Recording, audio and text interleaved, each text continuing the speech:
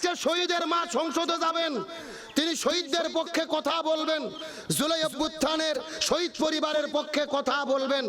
আজকে একটা শহীদের মা তিনি যাচ্ছেন সংসদের ভেতরে। 5ই আগস্টে স্বৈরাচার যখন পালিয়ে গেলেন, এই মাত্র 6 বছরের শিশু জাবির ইব্রাহিম বাড়ি থেকে আনন্দ করে বের হয়েছিলেন যে রাজপথে গিয়ে আমি মিছিল করব, কিন্তু তিনি জানতো না রাজপথে নামলেই তাকে বিদায় নিতে হবে। তিনি রাজপথে গিয়ে যখন মিছিল করা শুরু করেছিলেন, বুলেটের আঘাতে তার বুক ক্ষত বিক্ষত হয়ে তিনি দুনিয়া থেকে বিদায় নিয়ে চলে যায়। এই জাবির ইব্রাহিম সহ যত ছাত্ররা জীবন দিয়ে নতুন স্বাধীনতা আমাদের এনে দিল, স্বৈরাচার মুক্ত বাংলাদেশ গড়ে দিল। আল্লাহ সকলকে শাহাদতের মর্যাদা দান করুক, বলেন আমিন। আল্লাহ তাআলা সকল পরিবারকে সবুর করার মতো তৌফিক দান করুক, বলেন আমিন। এবং এই জামাতকে ধন্যবাদ দেই, তারা সময় উপযোগী সিদ্ধান্ত নিয়েছে এবং তারা প্রমাণ করেছে তারা সত্যিই জুলাইকে ধারণ করে। আমরা পরিষ্কার করে বলি, আমরা নতুন দেশ পেয়েছি, মিলে মিশে থাকতে চাই, কিন্তু এই দেশে আবারও কেউ জুলুম করুক এটা আমরা দেখতে চাই। এ জয়পুরহাটের মুসলমান, আলোচনাটা কেন করলাম? আল্লাহ আপনাকে 10 বিঘা 20 বিঘা জমির মালিক বানাইছে, অথচ আপনি চাকরি করে হয়তোবা লক্ষ লক্ষ টাকা ইনকাম করেন, অথবা ব্যবসা করে কোটি কোটি টাকার আপনি মালিক হয়েছেন। আপনি প্রতিদিন গরুর গোস্ত, ছাগলের গোস্ত, বড় বড় মাছ দিয়ে ভাত খাবেন, আর আপনার গ্রামের গরিব দুঃখী মানুষ না খেয়ে থাকবে। ঈদুল ফিতরের দিনে আপনি 10 কেজি গোস্ত কিনবেন, মুরগির রোস্ট হবে, পোলাও হবে, আপনার বাড়িতে খাওয়া দাওয়া হবে, অথচ আপনার গ্রামের মধ্যে একটা গরিব মানুষ 150 টাকা কেজি একটা পোল্ট্রি মুরগিও কিনতে পারবে না। আপনি আপনার সন্তানের জন্য ঈদের দিনে 10,000 20,000 টাকার জামা কিনবেন, অথচ আপনার গ্রামের ভেতরে একটা গরিব মানুষ তার সন্তানের জন্য 200 টাকার একটা জামাও কিনতে পারবে না। আপনি শুধু নিজে ভালো থাকবেন, কিন্তু গরিব দুঃখীদের খবর নেবেন না। তার মানে বোঝা গেল আপনারা সামাজিক ইবাদত পালন করতে পারেন না। ঠিক আছে, আসতে বললেন কেন? জোরে বলেন ঠিক। সামাজিক ইবাদত মানে কি? শুধু নিজে ভালো থাকলে হবে না, নিজে ভালো থাকতে হবে, গ্রাম পাড়া প্রতিবেশী মহল্লা সবার খোঁজ রাখার দরকার আছে না নাই? এই সামাজিক ইবাদত যদি বাংলাদেশে থাকতো, আমাদের সমাজে কোনো অশান্তি থাকতো? তাহলে বলেছি ইবাদত কত প্রকার, আরো জোরে বলেন। 1 নম্বর ব্যক্তিগত ইবাদত, 2 নম্বর পারিবারিক ইবাদত, 3 নম্বর সামাজিক ইবাদত, 4 নম্বর হলো রাজনৈতিক ইবাদত। জোরে বলেন কি ইবাদত? এটা বললে যত বিপদ। আপনি ব্যক্তিগত ইবাদতের কথা কোন কোনো সমস্যা নাই, পরিবার বলেন, সমাজ বলেন, কোনো সমস্যা নাই। রাজনীতির কথা বললেই বলে হুজুর ইবাদত আবার রাজনীতি হলো কেমনে? এমন লোক আছে না নাই? ভালো করে বোঝেন, আল্লাহর কোরআন বলেছেন জমিন যার আইন চলবে তার। আল্লাহ জমিন সৃষ্টি করেছে, এই জমিন কেমনে চলবে কোরআনে সব সমস্যার সমাধান আছে না নাই? কিন্তু বাংলাদেশের কিছু কিছু লোক ফতোয়া দেয়, বলে যে কোরআনের সাথে রাজনীতির কোনো সম্পর্ক নাই। নাউজুবিল্লাহ বলবেন না? আমি তো বলি যারা বলে কোরআনের সাথে রাজনীতির কোনো সম্পর্ক নাই, আমি মনে করি এদের সাথে কোরআনের কোনো সম্পর্ক নাই। আল্লাহর কোরআন বলছেন লিকুল্লি তিবিয়ানান, এটা এমন একটা কিতাব, ব্যক্তি পরিবার সমাজ রাষ্ট্র রান্নাঘর থেকে শুরু করে সংসদ পর্যন্ত যা কিছু লাগবে আমি সব কোরআনে দিয়েছি। সুবহানাল্লাহ বলেন। এই জন্য আমি যখন বলবো সব সমস্যার সমাধান, আপনারা বলবেন দিতে পারে আল কোরআন, বললে কি কষ্ট হবে? সব সমস্যার সমাধান দিতে পারে আল কোরআন। যারা জবান খুলতেছেন এরা কোন গ্রুপ? সব একসাথে বলেন, সব সমস্যার সমাধান দিতে পারে আল কোরআন। কোরআন আছে যেখানে আমরা আছি সেখানে, হাদিস আছে যেখানে আমরা আছি সেখানে, লিল্লাহি তাকবীর। কোরআনে কি আছে আর কি নাই এটা আপনি ব্যর্থ, কোরআন পড়েননি, আপনি বোঝেন না। কিন্তু আমরা আলেমেরা যখন বলি কোরআনে সব সমাধান আছে, দয়া করে আর বিরোধিতা করতে যাবেন না, নাস্তিক মুরতাদ বেঈমান হয়ে কবরে যাওয়া লাগবে। কথা বলে না কেন? গত 16 বছর আলেমদের উপরে জুলুম হয়েছে, আয়না ঘরে বন্দি করেছে। জালিমেরা কি এখন বর্তমানে আছে না পালাইছে? আপা দেখলাম দিল্লির হসপিটালের বেডে শুয়ে আছে, একেবারে শুটকি বুড়ির মতো, শরীরে কোনো গোস্ত নাই। স্বৈরাচার আপা বোঝেননি, একেবারে অসুস্থ হয়ে মুমূর্ষ অবস্থায় হসপিটালে পড়ে আছে। তার ছেলে জয় এবং মেয়ে পুতুল জয়ে তার পাশে দাঁড়িয়ে তার সেবা করতেছে। কঠিন অবস্থা। একটা যে কথা আছে, পাপ বাপ কেউ ছাড়ে না, আর এখন বোঝা যাচ্ছে পাপ হাসিনা কেউ ছাড়ে না। কথা কন না কা? এগুলো কার খেলা? ফিরাউন যেরকম শুটকি হয়ে পড়ে আছে মিশরে, একই রকম আমার দেশের স্বৈরাচার দিল্লিতে শুটকি হয়ে পড়ে আছে।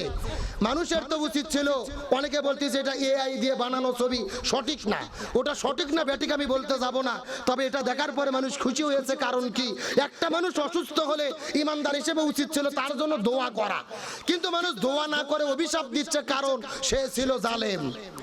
আর জালেমের জন্য কেউ দোয়া করে না। এর উপরে আলেমের অভিশাপ আছে, 1700 শহীদের পরিবারের অভিশাপ আছে। আর হাদিস এসেছে, যারা দুনিয়াতে জালেম থাকে, জুলুম করে, মৃত্যুর আগেই আল্লাহ তাদেরকে ফিরাউনের মতো শুটকি করে জনগণের মধ্যে লাঞ্ছিত করে। সুতরাং আল্লাহ শিক্ষা দেয়, ক্ষমতার পরে জুলুম করা যাবে, আর যুগে যুগে যারা জুলুম করে তাদের অপমানিত করে কে? আমার প্রিয় বন্ধুগণ, মুসলমান ভাইরা গভীর মনোযোগ লক্ষ্য করুন। এই একই কথা আল্লাহ তাআলা কোরআনুল কারীমের সূরা যারিয়াতের 56 নম্বর আয়াতের ভেতরে আল্লাহ রাব্বুল আলামিন কত চমৎকার করে বলেন, ওয়ামা খালাকুতুল জিন্না ওয়াল ইনসা ইল্লা লিয়াবুদুন। আল্লাহ বলতেছে, আমি মানুষ এবং জিনকে সৃষ্টি করেছি একমাত্র, কেবলমাত্র, সবেমাত্র আমি আল্লাহ আমার ইবাদত করার জন্য। সুবহানাল্লাহ বলেন। তাহলে এই আয়াতের দ্বারাও বোঝা গেল আল্লাহ আমাদের সৃষ্টি করছেন কি করার জন্য? ইবাদত করার জন্য। আর ইবাদত যদি আমরা করি আমাদের পুরস্কার আছে না নাই? এ মুসলমান ভাইরা গভীর মনোযোগ লক্ষ্য করুন। আমরা যদি ইবাদত করতে পারি আল্লাহ তাআলা আমাদের কি পুরস্কার দেবেন, এই কথা আল্লাহ তাআলা কোরআনের মধ্যে কত চমৎকার করে বলেন।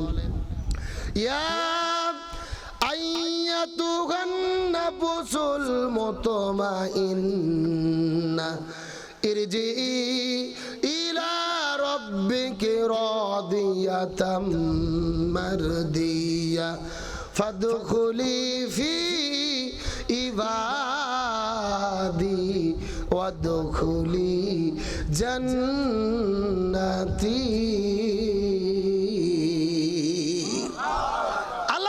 যারা আমি আল্লাহ আমার ইবাদত করবে আমি তাদের সরাসরি জান্নাতে ঢুকাইয়া দেব। সুবহানাল্লাহ বলেন। এখন চিৎকার করে বলেন, আমরা আল্লাহর জান্নাতে যেতে চাই কি চাই না? যদি জান্নাতে যেতে চাই কি করতে হবে?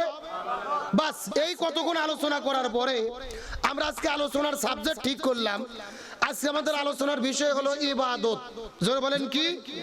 ইবাদত কাকে বলে, উহা কত প্রকার, কি কি, এবং আল্লাহর কাছে প্রিয় ইবাদত কোনটি জানার দরকার আছে না নাই? আরে ভাই, জীবনের সবচেয়ে গুরুত্বপূর্ণ সাবজেক্ট। কারণ আমরা যদি ইবাদত না বুঝি আমাদের জীবনটাই ধ্বংস হয়ে যাবে। গভীর মনোযোগ ভালো করে বোঝেন, ইবাদত কাকে বলে। ইবাদত শব্দের শাব্দিক অর্থ হলো দাসত্ব করা, গোলামি করা, হুকুম মেনে চলা। একেবারে সোজা কথা, কোরআনুল কারীমের ভেতরে আল্লাহ যতগুলো আদেশ করেছে, যতগুলো নিষেধ করেছে, প্রত্যেকটা আদেশ এবং নিষেধ মেনে চলার নাম হলো ইবাদত। সুবহানাল্লাহ বলেন। ভালো করে বোঝেন, কোরআনে আল্লাহ 1000 আদেশ করেছে, 1000 নিষেধ করেছে। কোরআন এবং হাদিসের ভেতরে যত আদেশ নিষেধ আছে প্রত্যেকটা আদেশ নিষেধ মেনে চলার নাম কি? সবাই একটু কথা বলেন, নাম কি? ইবাদত প্রধানত 5 প্রকার। জোরে বলেন, কয় প্রকার? আরো জোরে। জোর হলো না, এটা একটা কোরআনের ক্লাস। যদি কথা বলেন বুঝতে সুবিধা হবে। ইবাদত কয় প্রকার? 1 নম্বর ব্যক্তিগত ইবাদত, 2 নম্বর পারিবারিক ইবাদত, 3 নম্বর সামাজিক ইবাদত, 4 নম্বর রাজনৈতিক ইবাদত, 5 নম্বর অর্থনৈতিক ইবাদত। চিৎকার করে বলেন, ইবাদত কয় প্রকার বললাম? 1 নম্বর কি? ব্যক্তিগত ইবাদত। ব্যক্তিগত ইবাদত বলতে আমরা কি বুঝি? আল্লাহর কোরআন 82 জায়গার মধ্যে বলেছেন, আকিমুস সালাহ ওয়া আতুজ যাকাত, নামাজ কায়েম করো, যাকাত প্রদান করো। আল্লাহর কোরআন বলেছেন, ওয়ালিল্লাহি আলান নাসি হিজ্জুল বাইত, সামর্থ্য থাকলে হজ করো। আল্লাহর কোরআন বলেছেন, কুতিবা আলাইকুমুস সিয়াম, রমজান মাসে রোজা ফরজ করলাম, রোজা রাখো। আল্লাহর কোরআন বলেছেন, ফাজকুরুনি আযকুরুকুম, তোমরা আমার জিকির করো আমিও তোমাদের জিকির করব। এই যে নামাজ, রোজা, হজ, যাকাত, জিকির জিকির তাসবিহ এগুলোর নাম হলো ব্যক্তিগত ইবাদত। এগুলোর নাম কি ইবাদত? তার মানে আমরা আল্লাহর সন্তুষ্টির জন্য ব্যক্তিগতভাবে যে ইবাদত করি সেই ইবাদতের নাম কি? ব্যক্তিগত ইবাদত। 2 নম্বর হলেন পারিবারিক ইবাদত। পারিবারিক ইবাদত বলতে আমরা কি বুঝি ভালো করে বোঝেন। সন্তান পিতা মাতার খেদমত করবে, পিতা মাতা সন্তানকে স্নেহ করবে, ছোট ভাই বড় ভাইকে ঠকাবে না, বড় ভাই ছোট ভাইকে ঠকাবে না, অর্থাৎ পরিবারের যত সদস্য আছে প্রত্যেকের হক আদায় করবে। এর নাম হলো পারিবারিক ইবাদত।